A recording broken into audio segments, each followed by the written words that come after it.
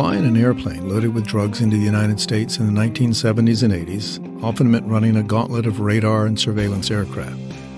As the years went by, and as smuggling pilots and those who hired them became more creative in evading capture, drug interdiction agents in the air and on the ground became better at catching them. It was a never-ending game of aerial cat and mouse, with the greatest risk in the game falling upon the pilots, and by extension, the organizations that had purchased the planes and bought the drugs packed into those aircraft.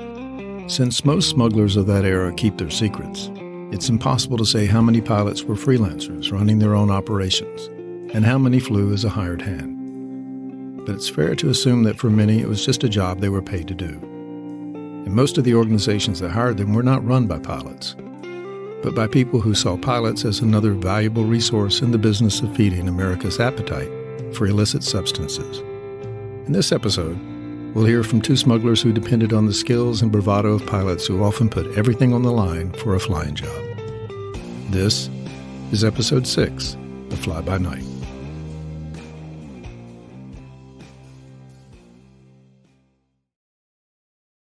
My name's Marty Rollins, and in the 1970s and early 80s, I ran one of the biggest pot smuggling operations in southeastern United States, along with some of my other friends from Michigan and some of my friends from Atlanta. If you smoke pot in Atlanta or Ann Arbor during that time, chances are good that you smoke some of the pot that we brought in from Colombia. You met Marty Rollins of Atlanta in the last episode as he told the story of buying a DC-4 and hiring a pilot to fly 7,000 pounds of marijuana from Colombia to a landing on a mountain northwest of Atlanta. But before then, Rollins was just one of many entrepreneurs of the drug era, starting small and working his way up. In the beginning, he was buying and selling small amounts of pot in Atlanta to finance his own use, and if he was lucky, he would have a few dollars left over. Then, he discovered that a trip to the north could bring in considerably more income, and his illegal business began to grow. And marijuana's expensive, to just put it simple. So you have to buy a little, and then you have to sell a little bit, and that'll lead one thing to another. And I ended up finding a friend that I met from New York. They were paying ungodly amounts of money up there. I was buying pot for here, $300 a pound, selling it in Manhattan for $1,000. So I was going to stay in at, the Ritz and all, everywhere, New York, having a ball, spending, all this money. And then went to a party at Andy Warhol's apartment and all this kind of stuff. Even that was sporadic because you had to find the person to get the pot from. It wasn't like it was always there. And so I realized pretty early on in this, the way to not ever run out is to go to Columbia and get it yourself. Rollins had two acquaintances named Mike. One was his partner in his business, and the other one he called California Mike. California Mike had two valuable possessions at that time. He had a boat, and he had connections in Colombia. And he knew how to get the pot from South America and drop it off in the Bahamas so that others could take it to the States using their own boat. California Mike, he was a salty old sea dog. He had already sailed around the Cape twice by the time he was 26 years old. I mean, he never got off his boat, period. I mean, he literally didn't. And he was getting pot out of Colombia, just taking it to the Bahamas, dropping it off, calling somebody, telling him to come get it. He'd head back out. No, we worked out a deal with him where we're going to use his boat, and me and Mike and our crew, 3 other guys, would go down, and we would meet the contact in Colombia, and then when we brought it back, then we would split it up. We finally got it back, and got it all sold and everything, and then me and Mike, split away from the California Mike. And I spent 45 days on that boat, and I never want to be on another one again because when you're on a sailboat for that long, there's a half inch of salt everywhere. When we got it back, me and Mike looked at each other and said, there's got to be a better way of life. I said, let's buy a big airplane. And he said, so that's pretty much where we were pretty forced into going to the big airplanes at that time. The decision to buy a plane led to a decision to build a runway located near a large-scale marijuana farm in Colombia. That led Rollins to work with the Wayuu people, an indigenous ethnic people who live in the desert area of the peninsula that points into the Caribbean Sea and borders both Colombia and Venezuela. With the help of select members of the tribe, Rollins not only built the longest runway in the area, he built a years-long relationship, a friendship that had him attending weddings and other family events. The flat desert area of the peninsula was ideal for the runway Rollins needed, one oriented for the prevailing winds and capable of handling planes the size of his DC-4.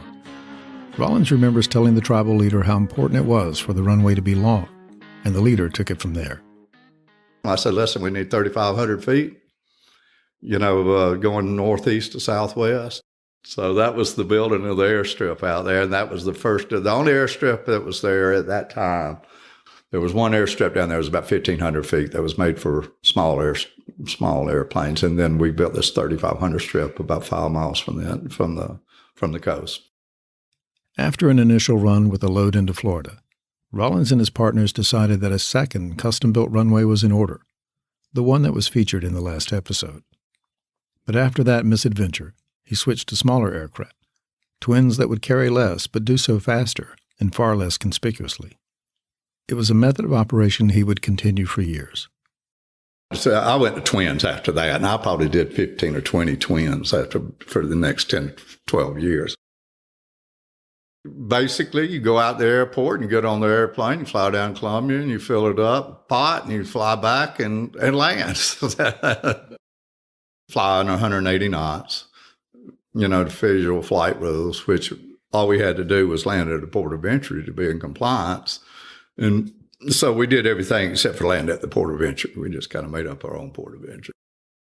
For Marty Rollins, one of his most memorable flights was also his last. A flight in a Beechcraft King Air that nearly came to grief in the ocean waters near Belize. Well, the last one I did, I had a King Air. And we left and we flew down to Columbia. And when we landed, the wind was blowing out of the wrong direction and blowing hard. And the pilot told me, and we were going to be, we had a place in Belize we were going to land. It was a 6.5, 7 hour flight. So when the pilot told us, it said I had 9.5 hours of fuel on board. I had a bladder tank in there, which gave us 9.5 hours of flight time on there. The pilot said, we ain't going to make it because of the way the winds were blowing. And sure enough, we took off and we flew for 9.5 hours. And nothing but clouds the whole way. He went to every altitude, did everything he could. We couldn't get anything but about 120, 125 out of this daggone thing. I had two options. There was an airstrip on an island off the coast of Belize that we could use off-season to refuel, or during the season when people were down there skin diving, we had to use a road over on the mainland, which is another probably 10-minute flying time or something like that. When we got right at the coast of Belize, the clouds broke, and we looked straight down, and we were right dead over the island. And he made the downwind leg, and we landed. As soon as we landed, the left engine quit. As soon as we went down to the end of the runway and turned around and came back, the right engine stopped. And that was after 9.5 hours of flying. So that was pretty much my last hurrah after that one. So I was close enough to dying that I could get, because, like I said, one more minute, it wouldn't have been, so lucky, Fortunately, I never had anybody die flying for me personally, but I had quite a few pilots that got killed flying for other people after me, and so I was lucky on that one. Marty Rollins' smuggling career spanned 15 years, from 1974 to 1989.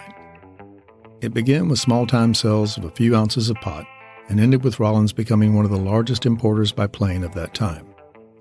But he also served a total of 9 years in prison, losing nearly a decade of his life locked up with prisoners doing time for violent crime, and for a time he was incarcerated with a well-known smuggler. When Rollins was released, he began a life that he probably never imagined during his heyday of DC-4s full of pot. He married a high school sweetheart, worked in the mortgage business, and took up golf again, a sport he played in high school. He settled into a pleasant and ordinary life until it was interrupted by cancer in 2014, cancer that has returned several times. So in 2019, Marty Rollins decided to freely share the story of his career as a smuggler, and to share his belief that marijuana be further decriminalized. especially for medical use. He's passionate about criminal justice reform that would allow people in prison, prisoners jailed for what he considers to be victimless crimes, to be released. Recently, he was the subject of a book written by a childhood friend. The book is about his early years in Atlanta and his time as a smuggler. The book is entitled Flying High, The Great Cannabis Caper, and you can find a link for buying the book in the Episode 6 page at flybynightpodcast.com. When asked for a final thought about the value of the pilots who made his smuggling career possible, Marty Rollins said, But I just go out and find pilots because that's the only person I needed. When Fly By Night returns, you'll meet another Atlanta-based smuggler, a childhood friend of Marty Rollins who built his own business by buying planes, hiring pilots, and making good use of the flat farm fields of the Deep South.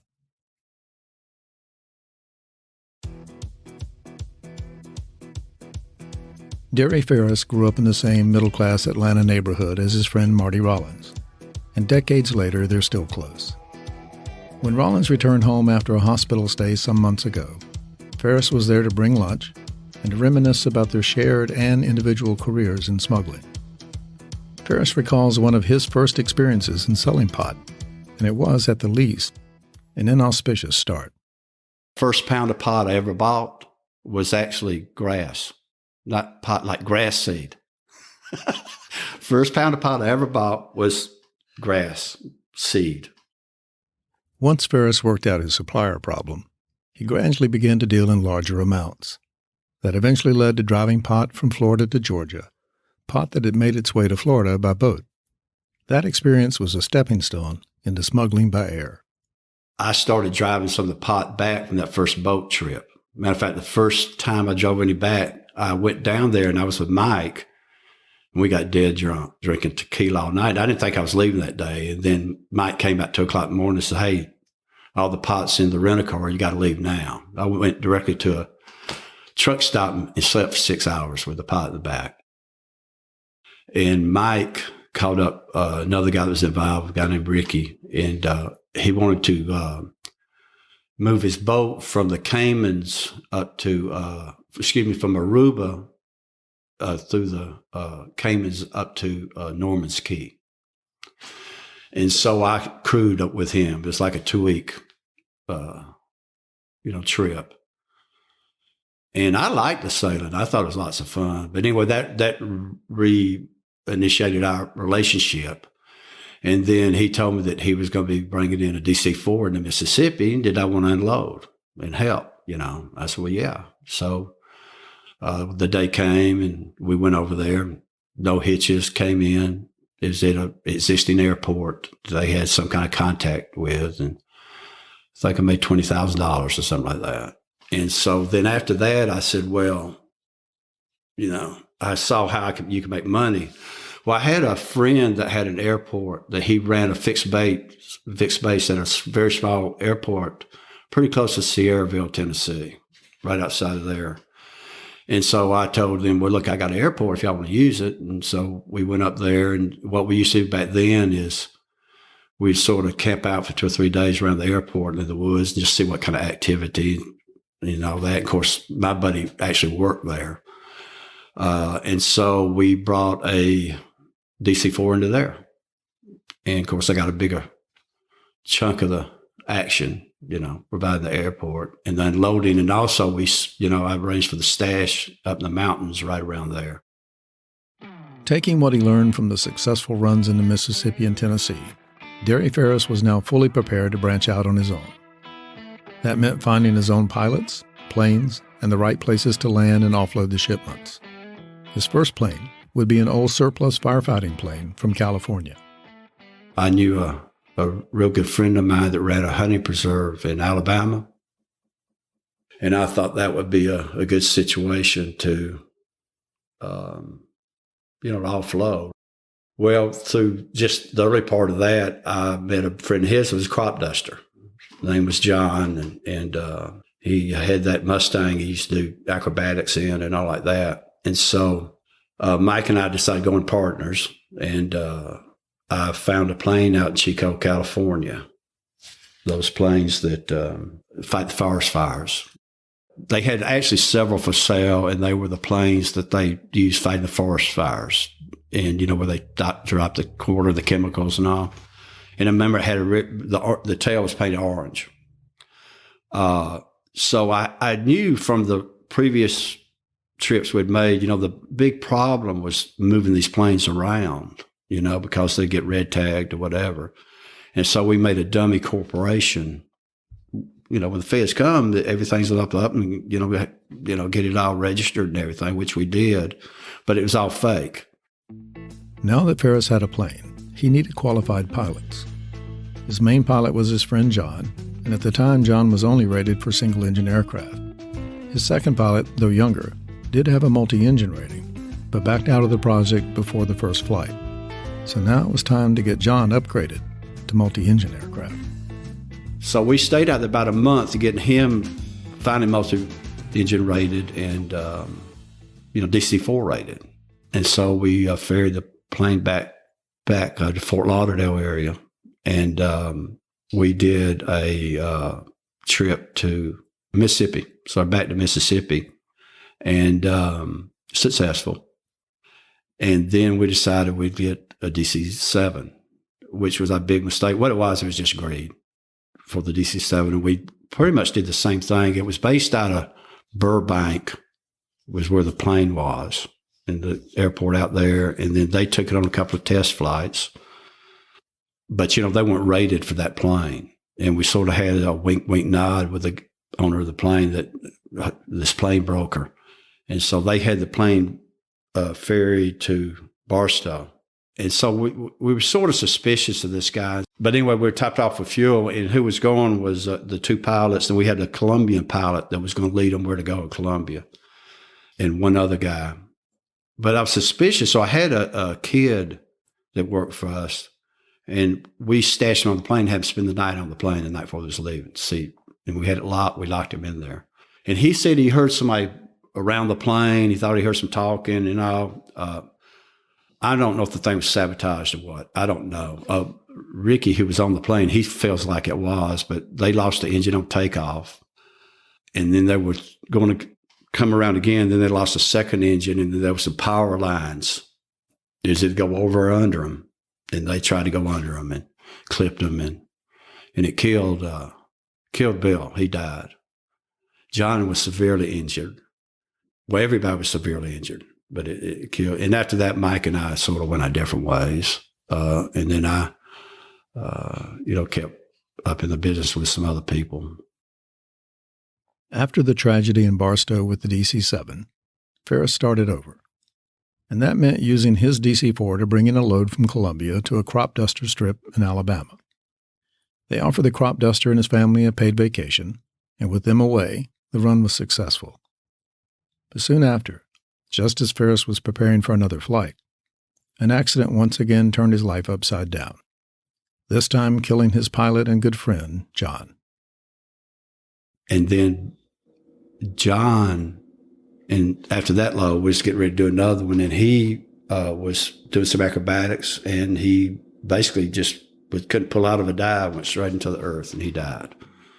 Really a great guy, really a great guy, real good friend of mine. We kicked around a lot, hotel rooms, partying and all like that. The loss of his friend was a steep price to be paid, but Ferris and his partners were determined to continue, and the next trip ended with a successful landing, but a sad ending for the plane. For that trip, they had chosen a bean field long enough to land a plane with a large load. But when it arrived, there was an issue with the landing gear and a tire, so they couldn't fly it out. Usually, a takeoff would have quickly followed the offloading of the marijuana into waiting trucks. At that point, the plane would be lightly loaded and could launch into the dark night. On this night, they were forced to leave it there. Knowing that it would soon be found and possibly traced back to them, they decided to destroy as much evidence as they could, and that meant torching the plane. We had to leave the airplane there, so what we did, we blew it up. And we made a trail. Everybody left except for me and one of the Cuban guys. And we ran a trail of gas up, leading to the plane, and we stuffed some rags around the tanks and all like that and poured it all around the thing. And so we lit it, but what we didn't know was how quick I mean, it was like almost, we made a pretty long trail, but we didn't get like 30 feet, we ran, this thing blew to high heaven. And I remember a big piece of metal landed like one more than like 10 feet from us, and dirt and, real loud, extremely loud. But yeah, we blew it up, because we couldn't have it be traced, although it did end up getting traced back. But they didn't find it for 3 days. The guy went out there to check on his bean field. There was a plane sitting there, blown up. Well, last thing of those type planes, they did one last DC-4 there was a airstrip. It was an old training strip where they used to train pilots right outside of Tuskegee. And very, very big airport. And of course, the weeds, the grass, it wasn't an active airport. It hadn't been used since World War II. And the grass and all that was like growing over it and all. And Bobby, my guy that had the hunting preserve, he knew the caretaker there. And so this is the last one I did with these guys, and so we arranged to do another DC-4. And the pilot, a guy named Earl, sort of short, red-headed man, older guy, great pilot, get real foggy, like foggy something terrible. We need to call this thing off. It's foggy. We can never do this. Well, no, they left. They're on the way back. At that point in time, for landing lights, we used flares and on stakes. And I had my guys, there's like about 8 of us stationed out at various, and there he was. And it was really foggy. The fog had lifted a little bit. So we lit the flares. And Earl, he couldn't get oriented. He just couldn't get oriented to it. And I was talking to him on the radio. I said, well, just don't land, but just come down real low where you think it is. And he came down and he was off a little bit, but he was going like perpendicular to where he was supposed to land. But he did see the lights, and he was pretty low. I would say maybe a few hundred feet. I mean, he was low. And he didn't have his gear down either. He was just buzzing it. And real loud, I said, we're going to get caught. I mean, he's flying. He's already been buzzing around this thing for like 15, 20 minutes. But he did see it, and he said, well, I'm oriented now, I think. And I said, well, look, there's another airport. Like, no, the low fuel, And I had a fuel truck on site. So anyway, he got oriented, and we relit the flares, and he came in pretty good. We were afraid he was going to hit that house out there. That was the only thing. Nothing else. Even if he ran off the strip, there's nothing there. And he landed, but by the time we unloaded and refueled, I mean, the fog was in there. Now that low country Alabama, I'm talking about the fog was in there.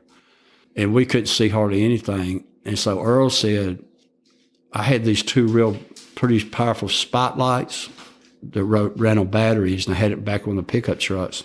He said, well, turn them things on and get in front of me, and you just start taking down the airstrip, and I'll follow you. And then when I'm starting to get close, you're going to have to get off, So they got in front, and I was in the back with the lights. Me and a guy named Dutch were in the back with the lights. And we took off, and he was right behind us. And we were hitting like about 85 and 90 miles an hour. And we pulled off, and he went right up and pulled right up. And we couldn't even see the front half of the plane for the fog. It was like, and he took off. The way he went, refueled, the way he went, we made it, Which I thought that was a great feat of flying. I mean, but we'd been buzzing around that thing for damn near about 45 minutes. I mean, it was between him coming across and all like that. And then he wanted to leave it, and we sort of got in a little thing there, but I couldn't afford to be leaving that plane on that strip, not with what was happening out there. But that was the last big plane I ever did. Derry Ferris continued his career as a smuggler, though now with smaller aircraft and at ever-increasing risk to his personal freedom. There was the time he had to escape from the bathroom window of a hotel as agents converged looking for the man he was there to meet. And later, just as with his friend Marty Rollins, his luck ran out and he was arrested and served 2 years in prison. And the money from the successful runs?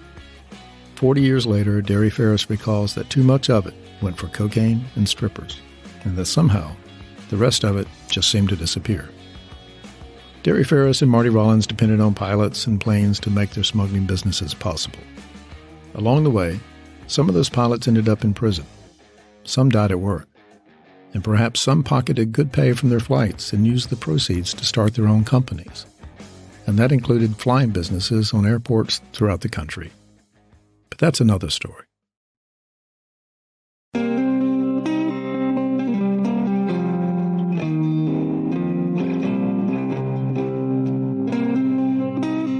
Fly By Night is brought to you by Midnight Flyer Media. Theme music is Darker by Henrik Anderson with additional music by Abe Stites. Show art is by Einie with additional design by Abe Stites.